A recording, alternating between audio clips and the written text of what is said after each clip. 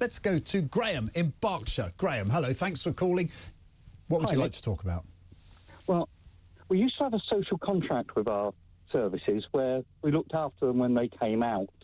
My niece did I think it was 12 years in the Navy, and she had spent time in with her children in accommodation, naval accommodation. When she came out, she'd been promised council housing, but it never happened. Gosh, when was this, roughly? Oh, she came out about 12 years ago. Okay, all right. I think we need to return to that social contract. We also have a situation where we no longer seem to respect the people that have been in our armed forces. One of the few things I like about the Americans is when they say, thank you for your service. That's really interesting you mention that, Graeme, because I make a habit of whenever I identify people like that, if it's appropriate, I don't do it all the time, I'm not mad, well, I will always go up and just say, hi, which regiment or where you're from, and thank you very much for what you do. And we don't, do we, as a rule? No. We also had a situation of cadets. Yep. Instead of this desire to have everybody with university degrees. And I've got here that admin jobs should be done by people who have had service experience. Most personnel people, HR in business or whatever, really don't understand the people they're dealing with. So those people who have been injured in service could actually be retrained to do those jobs instead of being cast out. Now that is a good idea, and I'm actually almost quite horrified to hear it doesn't happen. I did have a constituent who was seriously injured in Afghanistan, and I got to know him reasonably well, and his mother even more so. And actually he was looked after pretty well, and most of his issues were with medical treatment. But I don't remember ever talking about staying in the army. I think it was always assumed he would come out when he was fit to do so. Yeah, I mean, it's a possibility. The other thing there is, I'd like to see, and you're not going to agree with this, the medical profession turned into a sort of the way the Royal Air Force and the Army do with university, that you're part of a sort of armed service and you have to sign up after your university degree for 9 years. What, for all of the medical profession? Anybody who we pay university for.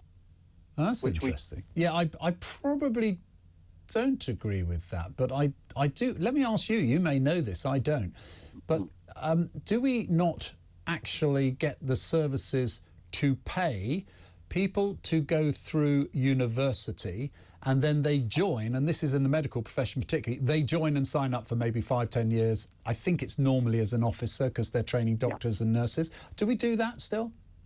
I don't know, but you actually sign up, or when I tried, I failed the medical. But, well, yes, I knew I was going to fail, but it was worth a try. Yeah, good for you.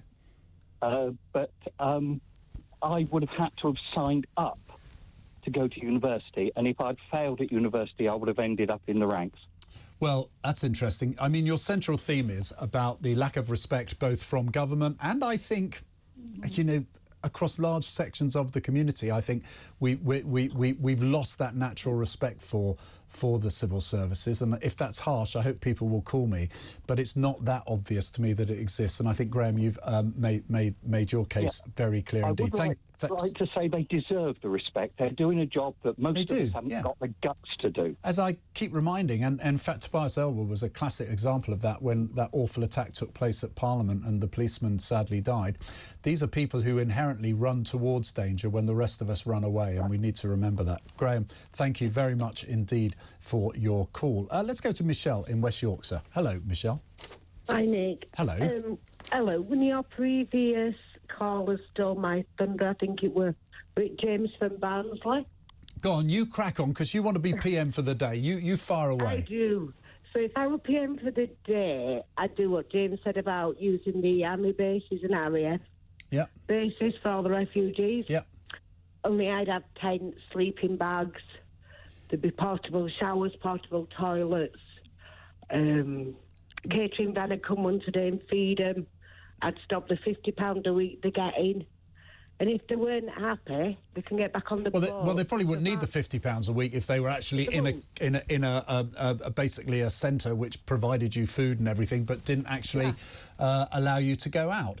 Now, look, let me ask you a question here, because I may have my facts wrong, and I know there's a lot of people who are very quick to judge that, and I'm happy about that. But I've got a feeling that some army bases have been proposed, and the local MPs all objected. Now, it could be that people in that were only using them as a base and then went out into the local communities, which is not what you're talking about, is it? You're saying shut the gates and lock the gates. Yeah, and if they don't like it, then they won't come. Well, I think it would be a deterrent. I believe the conditions should be... But I do think the... Well. Sorry, Michelle, go on. I think it'd be cheaper than sending them to Rwanda. Yeah, I think it probably would. But I also think the conditions have to be good. I can't accept under any circumstances we make it as rough and basic as possible. I just think that's... Why are people who are sleeping on the streets don't even get that? No, I totally agree with that, and we should deal with that. I don't think one is mutually exclusive to the other. I just don't think it should be... I mean, there was mistreatment going on in some. We saw that you know, I don't think you would welcome mistreatment by guards, which was shown. But they don't want it too cushy that everybody wants to come either. I'm not talking about hotel standard. Don't get me wrong. I mean, it's got to be civilised. We can agree on that. To get food and an hot shower and somewhere to wash the clothes. Yeah. But it doesn't need to be a 5-star hotel. No, it shouldn't be. And I take a similar view to prisons. I take a similar view to prisons as well. If you've broken your contract with society and broken the law, I don't expect you to be housed in beautiful, comfortable conditions. Well, no, they shouldn't be having gyms and PlayStations. Well, you know, that's a different topic. Yeah, that is a different topic on that score. OK, Michelle, I'm going to tell you why that'll never happen, because I don't believe this country would the institutions, the lawyers, everyone would insist that they had the right to roam freely. And secondly, every MP would oppose it because they wouldn't want it in their backyard. But, Michelle, with you as Prime Minister, you might be able to change that. Thank you very much for your call. Let's go to... let me just read a couple of these out quickly, and then I'll go to John. Nick, great question. If I was PM for the day, here's what would happen. This is from Edward. Withdraw from the ECHR, possible. Turn every boat around. Yeah, well, I've heard it. It sounds easier than it seems to be in practice, doesn't it? Reduce VAT to 10%. Agree with that. Actually, I'd increase VAT on luxury goods and reduce it on those everyday goods. Scrap inheritance tax. Redeploy a regiment of the army to process the migrants, illegals sent home. I have to say, the only thing I'm going to say in support of that is when we deployed the army to set up all the logistics for the COVID centres, that went rather well, didn't it? Scrap stamp duty on homes under 1.5 million. Like that idea. Raise minimum wage to £15 an hour. Introduce a migrant tax for all those who want to encourage more migration. Not sure how that's going to work. Scrap the net zero nonsense. Quite a lot we agree with there. That's Prime Minister Edward. Doesn't say where he is from. Let's go and join John in Oxfordshire. John, what would you like to talk about? John, we're going to have to call you back. Can't hear you now. Give it one more go. Try one more time, John. Yeah, right. Have you got me now? You're breaking up a bit. I think we're going to call you back. Hopefully we'll have time to call you back, which does give me time to read out some of these messages. If Prime Minister for a day, I would introduce a law enabling ministers to sack civil servants that refused to do what they are told.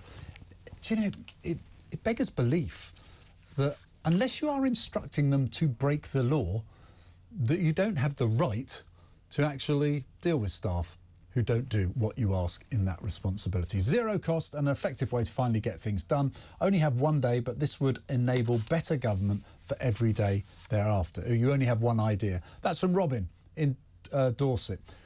A lot of contenders for this role of Prime Minister there. I'm not sure. Have we got Karen in Dorset? Let's talk to Karen. Hello, Karen. Hi, good afternoon. What would you like to talk about? You want to be PM for the day, don't you? Yeah, why not? Well, you are. Yeah, can't Crack do a good on. job. So here I am. First of all, I would freeze immigration until we sort out the debacle that we're currently in, because I think we're just adding to the problem every day. I'll go through them again, then we'll go back over. So in the NHS, I would restructure. I don't think it's about throwing more money at it. I think we need to make it less top-heavy. There's no more money to throw at it. It's ridiculous. Exactly. Yeah. And put people in charge that have been successful in running organisation, government, wherever they come from, but put in more successful people. The military is the best asset this country has. We should be funding the military, because every time we have a crisis, not in conflict, just in life, whether it's a fuel crisis, a border force crisis, who do we turn to? Crisis, who do we turn to? So my next thing is, why on earth aren't we training our police in the same method that we are training our military? Because if we had that system in place, perhaps we'd have more faith that they'd signed up to an organisation like our soldiers do. That's interesting. Absolutely committed to this country. That's interesting. I mean, we haven't got time to delve into what aspects we would train them in that are needed, or we both think are needed. But can I say, I think you're a serious candidate for PM. You've got some interesting ideas that have come up there. But let me just come back to one. You said freeze immigration. Do you mean freeze legal immigration until it's all sorted out? Because the whole point about illegal immigration is we're not in control. We can't freeze it or unfreeze it. No, well, I'm a hardliner on that one, I'm afraid. I think, I've never phoned in or written to a station before. Well, thank you for doing that today. The incensed me was the fact that the person rang in to say that we should be paying the RNLI. And they get £219 million a year, the RNLI, and in 2019, the new CEO started on £190,000. Yeah. So if you want to pay the RNLI, I think you need to seriously have a look at what your thoughts are on things. So I think we should be helping, if there are children and people from countries we know are in conflict, we should help them. But I do believe in an Australian system. I'm not anti-immigration. I think there have been people who've settled in this country. Australia worked for a number of reasons, not least because they took people to their Rwanda. The difference was it was in their own jurisdiction, so they were able to manage it, and they didn't have all these things to deal with that we do.